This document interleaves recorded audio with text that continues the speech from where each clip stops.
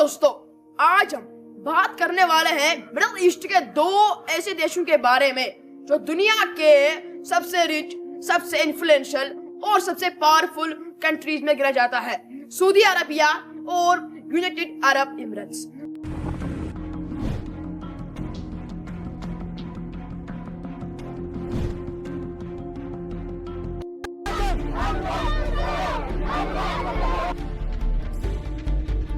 Tensions are escalating in Yemen as Saudi-led coalition airstrikes killed at least 20 fighters from UAE.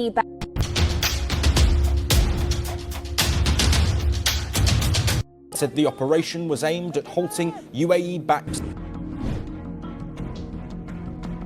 जब भी इन दोनों का नाम आता है हमें लगता है ये नेचुरल एलियंस है, भाई जैसे हैं, एक ही साइड पर खड़े हैं। लेकिन जियोपॉलिटिक्स में चीजें जितनी सिंपल दिखती है उतनी होती नहीं। असल सवाल ये नहीं है कि सऊदी अरब और यूएई के बीच कल या परसों डायरेक्ट वार हो जाएगा। असल सवाल ये है कि इनका क्यूटली चल रहा है पावर स्ट्रगल मिडिल ईस्ट के फ्यूचर को कैसे शेप करेगा। आज हम इस क्वेश्चन का जवाब ढूंढने की कोशिश करेंगे, बिना ड्रामा, बिना प्रोपागंडा, सिर्फ फैक्ट्स और लॉजिक के साथ। जियोपॉलिटिक्स का पहला रूल याद रखिए, यहाँ परमानेंट फ्रेंड्स या परमानेंट एनिमीज नहीं होते, यहाँ सिर्फ परमानेंट इंटरेस्ट्स होते हैं। और जब इंटरेस्ट्स क्लैश करते हैं तो कॉन्फ्लिक्ट शुरू होता है, चाहे वो ओपनली हो या साइलेंटली। 2015 का साल यमन में साइबर वार शुरू होता है। एक तरफ होते हैं रेबल्स जिनके बारे में माना जाता है कि उन्होंने ईरान को सपोर्ट किया है, दूसरी तरफ इंटरनेशनली रिकॉग्नाइज्ड यमनी गवर्नमेंट। सऊदी अरब को लगता है कि अगर यमन ईरान का इन्फ्लुएंस में चला गया तो सऊदी के सॉदर्न बॉर्डर डायरेक्टली अनसेफ हो जाएंगे। इसलिए सऊदी अरब एक मिलिट्री इत्तेहाद बनाता है और यूएई उस इत्तेहाद का एक स्ट्रॉन्ग पार्टनर बनाता है। शुरुआत में दुनिया को लगता है कि सऊदी अरब और यूएई एक ही मिशन पर है, यमन को ईरान के कंट्रोल से बचाना। लेकिन जैसे जैसे टाइम बीता है ग्राउंड रियलिटी कुछ और ही पिक्चर दिखाने लगती है। सऊदी अरब का प्राइमरी इंटरेस्ट सिक्योरिटी है, उनके लिए यमन एक बफर जोन है। सऊदी लीडरशिप चाहता है कि यमन में एक ऐसा स्ट्रॉन्ग सेंट्रल गवर्नमेंट हो जो रियाद के क्लोज रहे और जो पूरी कंट्री को कंट्रोल में रखे। सऊदी को इंस्टेबिलिटी से डर लगता है क्योंकि इंस्टेबिलिटी का मतलब होता है एक्सट्रीमिज्म, रेफ्यूजीज और बॉर्डर थ्रेट्स। यूएई का पर्सपेक्टिव यहाँ थोड़ा स्ट्रेटेजिक और इकोनॉमिक हो जाता है। यूएई के लिए यमन सिर्फ लैंड का टुकड़ा नहीं है, यमन के साउदर्न पार्ट्स दुनिया के टूरिस्ट शिपिंग रूट्स पर मौजूद है। रेड सी और इंडियन ओशन को कनेक्ट करने वाले रूट्स पर कंट्रोल का मतलब होता है ग्लोबल ट्रेड पर इन्फ्लुएंस। यूएई ने यमन के साउदर्न रीजन में लोकल मिलिट्रीज को सपोर्ट करना शुरू किया, पार्ट्स के आसपास अपने प्रेजेंस स्ट्रॉन्ग की और ऐसे ग्रुप्स को पावर दी तो सऊदी सपोर्टर सेंट्रल गवर्नमेंट के बिल्कुल लॉयल नहीं थे। यहाँ से सऊदी अरब और यूएई के बीच साइलेंट टेंशन शुरू होती है। एक तरफ सऊदी बोलता है यमन यूनाइटेड रहना चाहिए, दूसरी तरफ यूएई प्रैक्टिकली फोर्सेस को सपोर्ट करता है तो साउदर्न यमन को अलग एंटिटी के रूप में दिखाना चाहता है। ऑप्शनली कोई कॉन्फ्लिक्ट नहीं, लेकिन रियलिटी में दोनों अलग अलग गेम खेल रहे होते हैं। 2019 में जब एडन में क्लैश होते हैं और सऊदी बैकड और यूएई बैकड फोर्सेस एक दूसरे के अगेंस्ट खड़े नजर आते हैं, तब दुनिया को समझ आता है ये सिर्फ मिसअंडरस्टैंडिंग नहीं है, ये एक क्लियर सिग्नल होता है कि एरियाज के अंदर ही रिवॉल्वरी चल रही है।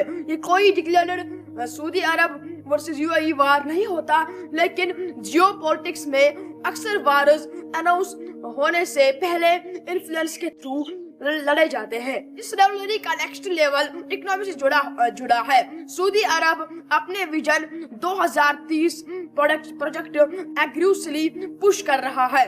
रियाद को दुबई के लेवल का या उससे भी बड़ा ग्लोबल बिजनेस हब बनाना चाहता है। जब सऊदी गवर्नमेंट कंपनीज को कहते हैं कि अगर आप सऊदी मार्केट के फायदे उठाना चाहते हो तो अपने मिडल ईस्ट हेडक्वार्टर सऊदी में लाओ, तो ये सीधा प्रेशर है यूएई का बिजनेस मॉडल पर। दुबई का सक्सेस मॉडल डिकेड्स में बना है।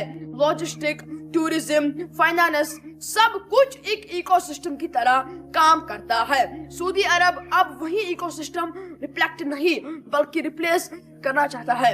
यहाँ से कंपटीशन मिसाइल से नहीं पॉलिसी से लड़ा जा रहा है। Oil in Yemen.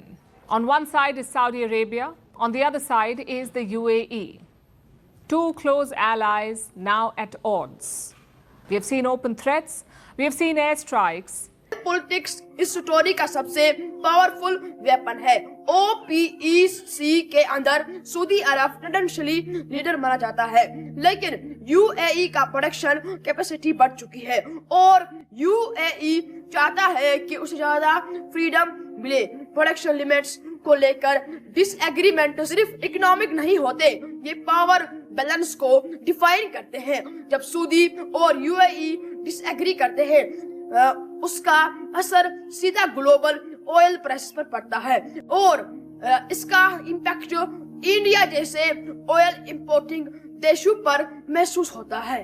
अब यहाँ एक इम्पोर्टेंट सवाल उठता है, क्या ये रेवलरी फ्यूचर में एक ओपन कॉन्फ्लिक्ट बन सकता है?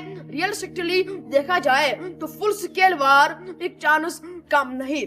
दोनों देश जानते हैं कि डायरेक्ट वार का मतलब होगा international pressure, economic pressure, diplomatic move और इन्फ्लुएंस बिल्डिंग के थ्रू कंटिन्यू रहेगा और यही जियोपॉलिटिक्स का सबसे डेंजरस एस्पेक्ट है। जब वार्स क्यूटली लड़े जाते हैं तो आम लोगों को उनका इम्पैक्ट समझने में टाइम लगता है।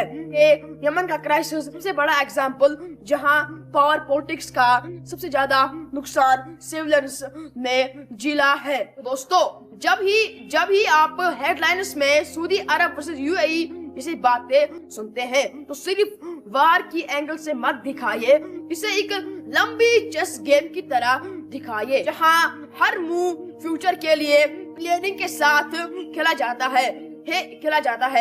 ये कहानी सिर्फ मिडल ईस्ट की नहीं है, ये कहानी है पावर, एम्बिशन और कंट्रोल की जो पूरे दुनिया को इनडायरेक्टली इफेक्ट करता है। और यहाँ पर हमें एक बड़ी सीख मिलती है, जो चीज टीवी डिबेट्स में सिंपल बनाकर दिखाई जाती है असल में वो मल्टीपल लेयर्स में चल रही होती है।